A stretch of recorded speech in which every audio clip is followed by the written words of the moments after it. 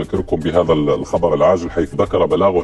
صادر عن الديوان الملكي بأن العاهل المغربي الملك محمد السادس تفضل بإقرار رأس السنة الأمازيغية عطلة رسمية وطنية مؤدى عنها على غرار فاتح محرم من السنة الهجرية ورأس السنة الميلادية. وفي هذا الإطار أصدر الملك محمد السادس توجيهات سامية إلى رئيس الحكومة قصد اتخاذ الإجراءات اللازمة لتفعيل هذا القرار الملكي السامي، والذي يأتي تجسيدا للعناية الملكية الكريمة التي ما فتئ يوليها العاهل المغربي للأمازيغية، باعتبارها مكونا رئيسيا للهوية المغربية الأصيلة الغنية بتعدد روافدها ورصيدا مشتركا لجميع المغاربة دون استثناء، كما يندرج في إطار التكريس الدستوري للأمازيغية كلغة رسمية للبلاد إلى جانب اللغة العربية. إذن العاهل المغربي الملك محمد السادس يقرر رأس السنة الأمازيغية عطلة وطنية رسمية.